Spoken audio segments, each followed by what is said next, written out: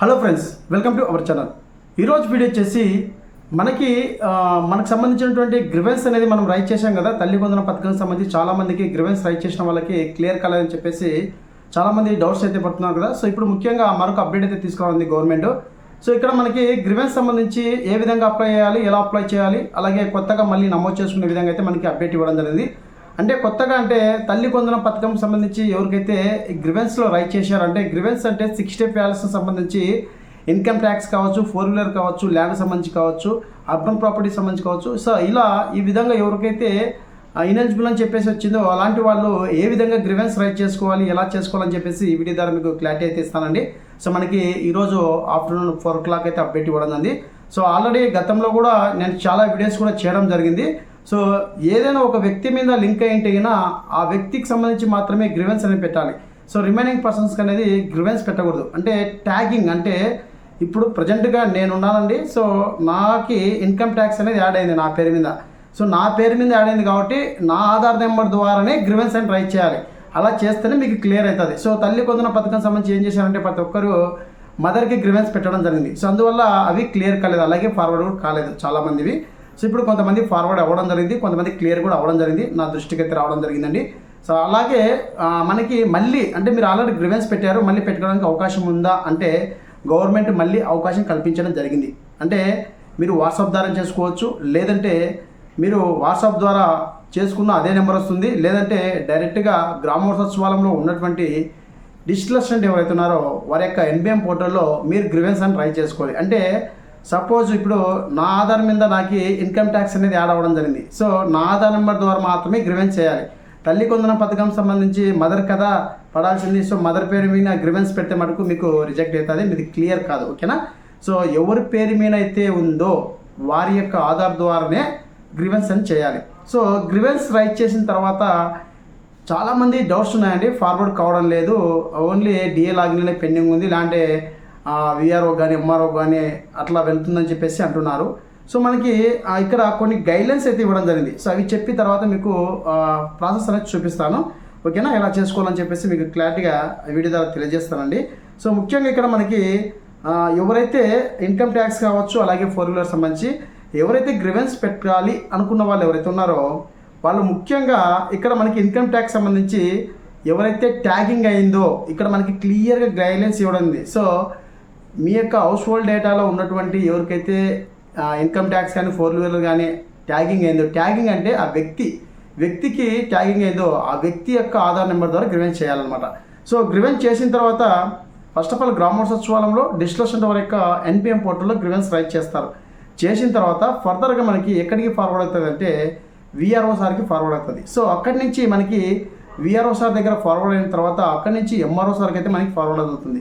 So MRO నుంచి forward అయిన తర్వాత RDOకి ఫార్వర్డ్ అవ్వడం జరుగుతుంది. సో ఫైనల్గా మనకి జాయింట్ కలెక్టర్ దగ్గర అప్రూవల్కి అయితే రావడం జరుగుతుంది. సో ఇదండి ప్రాసెస్ అనేది. సో ఈ విధంగా ఫార్వర్డ్ చేయాలి. ఇది కూడా ఫార్వర్డ్ చేసే విధానం ఏ విధంగా చేయాలని చెప్పేసి నెక్స్ట్ వీడియోలో మీకు పోస్ట్ చేస్తాను. సో ఇప్పుడు మనకి గ్రివెన్స్ అంటే ఇన్కమ్ ట్యాక్స్ సంబంధించి కావచ్చు, 4-వీలర్ సంబంధించి ఉన్నటువంటి వాళ్ళు ఎవరైతే ఉన్నారో వాళ్ళకి ఏ విధంగా గ్రివెన్స్ అప్లై చేయాలి అంటే మేము ఆల్రెడీ ముందు చేసాం కదా, మళ్ళీ చేస్తే అవుతుందా లేదంటే 100% అవుతుందండి. అప్డేట్ తీసుకురావడం గవర్నమెంట్ మళ్ళీ పెట్టుకోవచ్చు. అంటే మనం ఇంతకుముందుకు పెట్టింది ఎవరిది మదర్ పేరు మీద గ్రివెన్స్ పెట్టడం జరిగింది తల్లి కొందరికి సంబంధించి. ఇప్పుడు మనం పెట్టాల్సింది ఎవరి పేరు మీద అయితే 4-వీలర్ కానీ ఇన్కమ్ ట్యాక్స్ కానీ ఉందో వారి యొక్క ఆధార్ నెంబర్ ద్వారా మాత్రమే చేయాలి. సో మీరు గమనించండి, ఇక్కడ మీరు తల్లి కొందన పథకం అనే స్కీమ్ సెలెక్ట్ చేసుకోకుండా మీరు డైరెక్ట్ ఇక్కడ మనకి కొన్ని ఆప్షన్స్ ఇచ్చారండి. సో ఇప్పుడు మీకు చూపిస్తాను.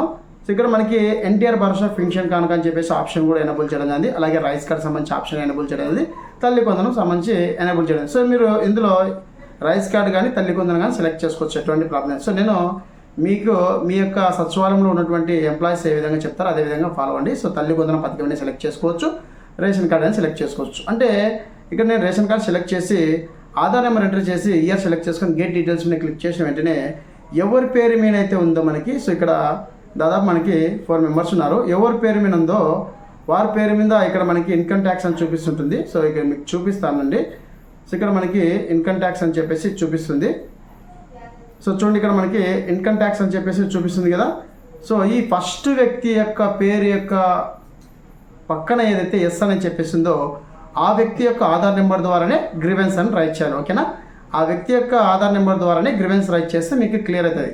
గ్రివెన్స్ రైట్ చేసిన తర్వాత మనకి విఆర్ఓకు, అలాగే ఎంఆర్ఓకు, అలాగే ఆర్డీఓకు, అలాగే ఫైనల్గా జాయింట్ కలెక్టర్ లాగిన్లో అప్రూవ్ అవ్వడం జరుగుతుంది. అప్పుడు మీకు క్లియర్ అవుతుంది. ఓకేనా? సో ఒకరికి క్లియర్ అవ్వడం జరిగిందండి. సో నా దృష్టికి రావడం జరిగింది.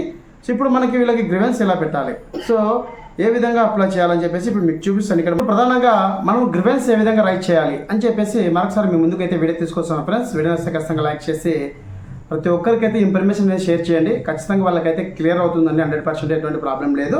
సో ఇక నేను మరొకసారి గ్రివెన్స్ మోడల్ మీద క్లిక్ చేసి ఇక్కడ క్రియేట్ ఏ గ్రివెన్స్ అని చెప్పేసి ఆప్షన్ మీద ట్యాప్ చేస్తున్నానండి.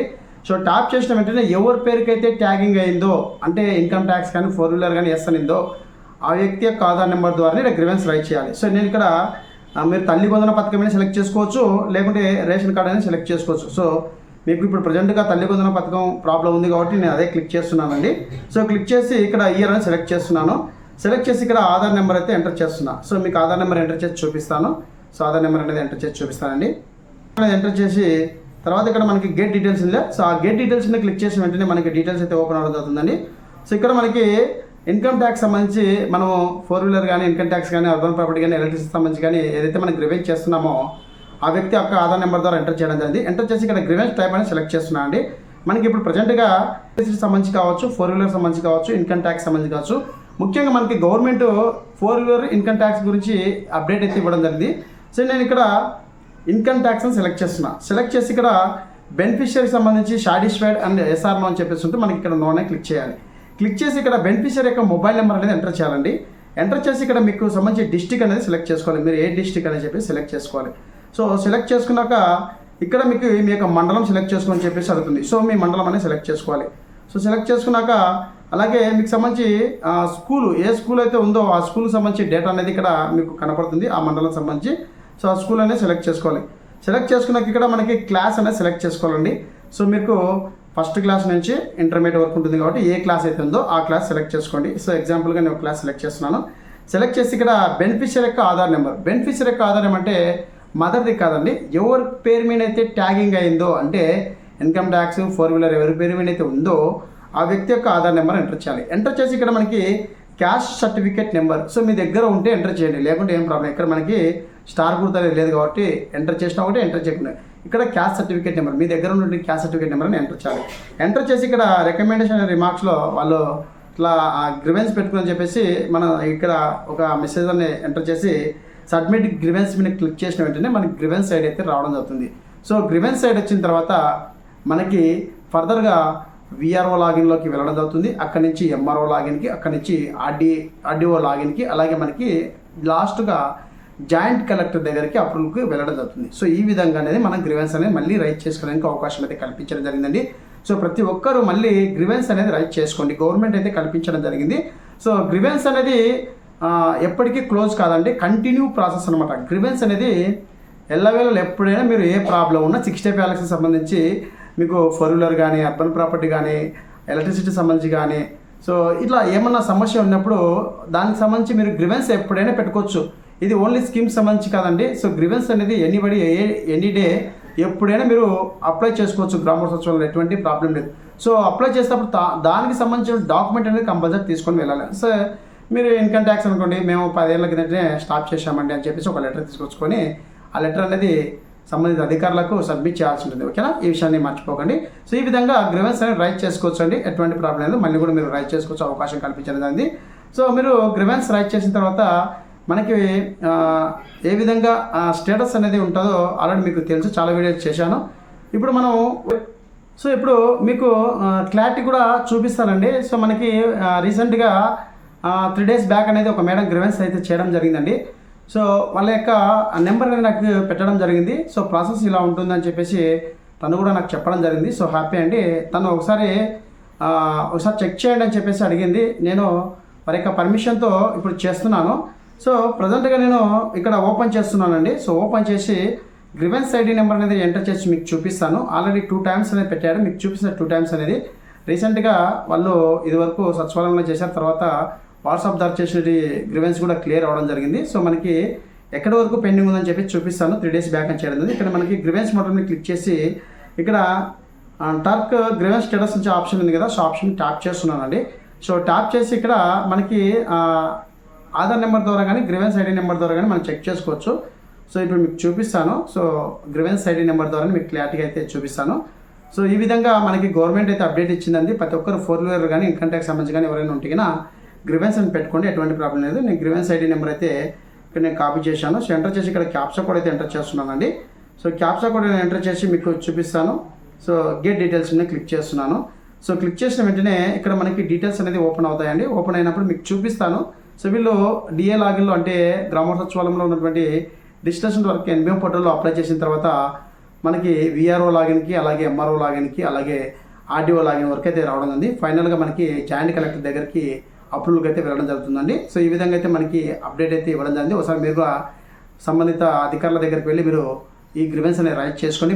మీకు సంబంధించినటువంటి మీ యొక్క గ్రామంలో ఉన్న సచివాలయంలో మీరు గ్రీవెన్స్ అని రైట్ చేసుకోండి. ఓకేనా? ఖచ్చితంగా మీకు అప్రూవల్ అయిన తర్వాత వీడియో అనేది చేసి చూపిస్తాను ఖచ్చితంగా. సో మనకి పెండింగ్ విత్ ఆర్డీఓ అని చెప్పేసి రావడం జరిగిందండి. సో ఒకసారి మనకి క్లియర్ అయిందా లేదని చెప్పేసి ఒక 2 days బ్యాక్ తర్వాత మీకు వీడియో చేసి చూపిస్తాను.